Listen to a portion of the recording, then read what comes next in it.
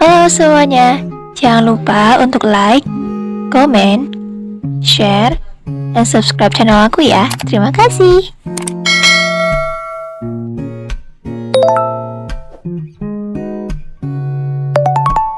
Assalamualaikum teman-teman semua. Selamat datang di video YouTube aku. Lama gak jumpa ya. Semoga teman-teman selalu dalam keadaan sehat. So, bagi teman-teman yang lupa, perkenalkan nama aku Gisti Kartika dengan NIM 2001743 dari Program Studi Sastra Indonesia, Fakultas Bahasa dan Seni, Universitas Negeri Padang. Nah, pada kesempatan kali ini, aku bakalan menganalisis unsur intrinsik dan ekstrinsik salah satu karya sastra angkatan 2000-an.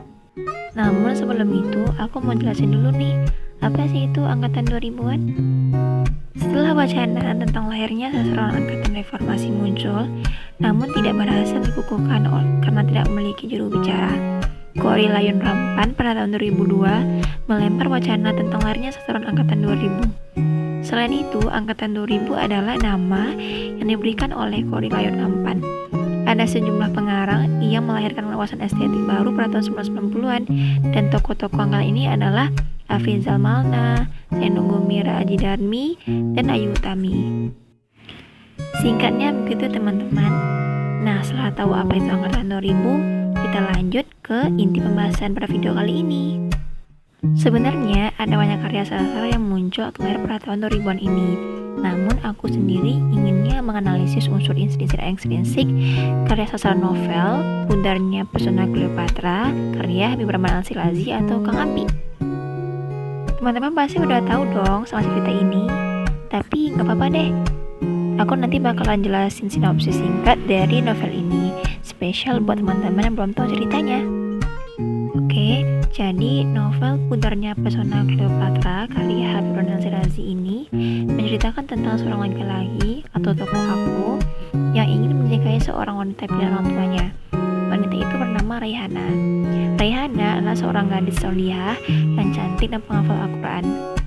Lelaki itu menikahi Raihana bukan atas dasar cinta, melainkan karena kasihan kepada kedua orang tuanya dan tidak ingin mengecewakan orang tuanya, karena orang tuanya sudah menjodohkan mereka berdua jauh sebelum mereka dilahirkan ke dunia. Setelah beberapa hari lelaki itu menjalani hidupnya dengan Raihana, tetapi benih-benih cinta itu masih belum juga tumbuh, karena lelaki itu masih mengharapkan wanita yang dinikahinya dan berada di sampingnya kini adalah seorang gadis Mesir di sana tuh Cleopatra. Tetapi semua itu tidak mungkin, karena mana ada gadis cantik di sana tuh Cleopatra yang tinggal di Pulau Jawa dirinya. Kemudian lelaki itu datang kepada Pak Kolyubi untuk meminta nasihat, dan akhirnya Pak Kolyubi bercerita tentang kisahnya yang pernah menikah dengan gadis Mesir yang sangat cantik, tetapi dia tidak mengenakan jilbab. Ia anaknya tuannya yang bernama Yasmin. Dalam pernikahannya, Pak Kolyubi sangat bahagia tinggal bersama seorang istri cantik. Namun setelah 1 tahun tinggal di Indonesia, Yasmin meminta pulang ke Mesir untuk menjenguk keluarganya. Setiap melihat wajah Yasmin yang cantik itu, Pak Kolyubi tidak bisa menolak rintihan istrinya itu untuk pulang ke Mesir. Dan sampai akhirnya Pak Kolyubi bangkrut dari usahanya, dan dia pun meminta kepada orang tuanya untuk menjual sawahnya agar dapat memenuhi keinginan Yasmin. Setelah beberapa tahun di Mesir, Pak Kolyubi mengajak Yasmin pulang ke Indonesia, tapi Yasmin menolak. Dan Yasmin pun ketahuan selama di Indonesia selalu menjelek-jelekkan suaminya. Dan akhirnya Pak Kolyubi bercerai dengan Yasmin, yang menyesal telah terpikat dengan seorang gadis Mesir. Setelah mendengar cerita Pak Kolyubi, seketika itu pun bayangan Raihana melintas di pikirannya. Kerinduannya kepada sang istri pun mulai tumbuh. Lelaki itu pun segera pulang ke rumah untuk menjemput istrinya. Setelah sampai di depan rumah Raihana, ibu mertuanya langsung menangis dan memeluk suami Raihana dan menceritakan bahwa Raihana istrinya telah meninggal karena terpeleset di kamar mandi. Dia pun menangis terdesak-desak atas kepergian istrinya itu, dan dia menyesal kenapa benih-benih cinta itu tumbuh di saat Raihana telah pergi meninggalkannya. Nah, demikianlah sinopsis singkat dari novel ini. Emang sih selain itu gak sedih gitu. Langsung masuk ke bagian analisis unsur intrinsik novel Pudarnya Pesona Cleopatra. Nah teman-teman, analisis unsur yang pertama yaitu tema. Temanya adalah seseorang yang terlalu menganggap kecantikan itulah segalanya.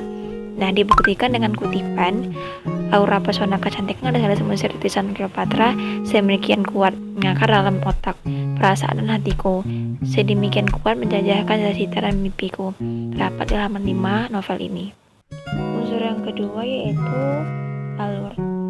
Alur yang terdapat dalam novel ini adalah alur campuran atau alur maju mundur. Dibuktikan dengan kutipan, begini ceritanya. Saya anak tunggal seorang yang cukup kaya di timur kota Medan. Pada halaman 34. Terus mendengar cerita Pak Kolyobi, desa-desa. Bayangan hidup Pak Kolyobi menyadarkan diriku. Takut kena Raihana. Pada halaman 44 novel ini. Unsur yang ketiga yaitu latar. Terdapat 2 latar pada novel ini. Yang pertama latar tempat, yaitu di rumah, kontrakan, kamar tidur, Mesir. Nah, diberikan dengan kutipan, tepat 2 bulan setelah pernikahan, kubawa Raihana ke rumah kontrakan di pinggir kota Malang. Halaman 8. Terus kalau latar waktunya, hari pernikahan, pagi, sore, dan malam. Dibuktikan dengan kutipan, hari pernikahan itu datang dan lain-lain. Unsur yang keempat yaitu penokohan. Yang pertama, tokoh aku.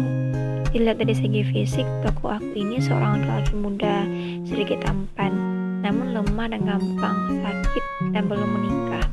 Dilihat dari segi psikis, tokoh aku inilah seorang yang penurut, mudah cemas, mengutamakan kecantikan, tak beragama, suka hal-hal yang romantis, diam acuh tak acuh, pencemburu dan setia. Sementara tokoh Raihana, berdasarkan aspek fisiknya, Raihana seorang cantik, wajahnya itu baby face dan masih muda. Dari segi psikis, ia adalah seorang perempuan yang baik, sabar, tak beragama, cekatan menjadi seorang istri, penurut, setia, dewasa dan pintar. Lanjut ke tokoh ibu. Di dalam novel, tokoh ibu ini tidak digambarkan secara jelas, tapi bisa kita bayangkan ia adalah seorang perempuan yang cukup tua, mempunyai 2 anak. Dari segi psikisnya, tokoh ibu adalah tokoh yang tak beragama, sehingga turun kepada anak-anaknya. Nah, tokoh Aida adalah adik dari tokoh si aku, yang memberikan keyakinan kepada tokoh aku untuk menikahi Raihana yang dijodohkan oleh ibunya kepada si aku. Selanjutnya ada tokoh Cleopatra. Cleopatra adalah ratu Mesir yang hadir dalam mimpinya dan menjodohkan ia dengan Monazaki. Terus ada juga tokoh Kolyobi. Tokoh Pak Kolyobi adalah laki-laki yang termasuk sudah berumur dan berkisar 40 tahunan. Ia adalah orang yang supel, pintar, dan tergila-gila pada kecantikan. Dan ia juga orang yang terpandang di keluarganya karena ia pernah mengenyam pendidikan di Mesir. Unsur intrinsik yang selanjutnya yaitu sudut pandang. Nah, pada novel ini terdapat sudut pandang orang pertama. Dibuktikan dengan kutipan, dalam pergulatan jiwa yang sulit berhari-hari, akhirnya aku pasrah. Pada halaman 4. Terus juga pada kutipan, meskipun sesungguhnya dalam hatiku ada kecemasan-kecemasan yang mengintai, terdapat pada halaman 5 pada novel ini. Pada akhirnya kita sampai kepada analisis unsur intrinsik yang terakhir yaitu amanat. Jadi amanat yang terkandung dalam novel ini adalah kita tidak boleh mengutamakan paras wajah yang cantik atau tampan saja, karena semua itu tidak bisa dilihat dari wajahnya saja. Ada pepatah mengatakan, don't judge the book by his cover. Jadi kita tidak boleh menilai seseorang dari produknya saja, karena wajah yang cantik akan pudar dan hati yang cantik tak akan pernah pudar.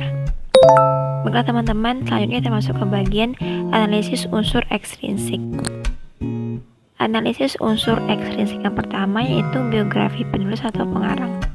Sebenarnya Habib Rahman Al-Shirazi ini atau Kang Abi ini sudah terkenal sekali teman-teman. Dia banyak menciptakan karya-karya fenomenal seperti Ayat Cinta, Ketika Cinta Bertasbih, dan lain-lain. Nah, Habib Rahman Al-Shirazi ini adalah sarjana Universitas Al-Azhar, Kairo, Mesir. Ia memulai pendidikan menengahnya di Madrasah Sanawiyah Futuhiyah 1 Meragen sambil belajar kitab kuning di Pondok Pesantren Al-Anwar Meragen, Demak, di bawah asuhan Ki Hajar Abdul Bashir Hamzah. Ia melanjutkan pengembaraan intelektualnya ke Fakultas Usuluddin jurusan Hadis Universitas Al-Azhar Kairo dan selesai pada tahun 1929. Kang Abi demikian menulis ini biasa dipanggil adiknya. Semasa di SLTA pernah menulis teatrikal puisi berjudul Zikir Dajjal sekaligus menyutradarai pementasannya bersama teater Bambung di Gedung Seni Wayang Orang Sriwedari Surakarta tahun 1994. Beberapa penghargaan bergengsi lain berhasil diraihnya, antara lain Pena Award 2005, The Most Favorite Book and Writer 2005, dan IBF Award 2006. Dari novelnya yang berjudul Ayat-Ayat Cinta, dia sudah memperoleh royalti lebih dari 1,5 miliar. Sedangkan dari buku-bukunya yang lain, tidak kurang ratusan juta sudah dia kantongi. Terbiasa kan teman-teman? Kang Abi ini salah satu novelis favorit aku juga. Wow. Ciri khas novel-novelnya itu emang beda dari yang lain gitu, kayak menarik gitu, dan alurnya itu gak bisa ketebak. Pokoknya rekomendasi sekali buat teman-teman. Nah, unsur ekstrinsi yang kedua yaitu unsur nilai pendidikan. Nilai pendidikan yang penulis sampaikan dalam novel ini antara lain mengajarkan kita untuk menjadi seorang istri yang solehah dan penghafal Al-Quran. Hal ini menunjukkan bahwa nilai keagamaan yang sangat kental di dalamnya, sehingga penulis mengajarkan bahwa perempuan yang baik adalah perempuan yang solehah, bukan perempuan yang cantik. Namun si tokoh utama yang menjadi suaminya itu tidak keberatan, tidak merasakan kebaikan si istrinya, dan hanya berharap untuk menikahi seorang perempuan Mesir yang cantik keturunan Cleopatra. Padahal kan istrinya sudah perfect kan, sudah cantik dan penghafal Al-Quran. Nah, oleh karena itu sebenarnya banyak sih terdapat beberapa unsur nilai dalam novel ini, kayak unsur budaya orang Mesir, dan budaya religius, spiritual, dan lain-lain. Pokoknya the best lah novel ini. Nah teman-teman, demikianlah analisis unsur intrinsi dan ekstrinsi karya sastra novel angkatan 2000-an, yaitu dalam novel Pudarnya Pesona Cleopatra karya Habib Rahman Al-Shirazi. Semoga bermanfaat ya, dan sampai jumpa di video selanjutnya. Jangan lupa untuk like, komen, share, dan subscribe channel aku ya. Terima kasih.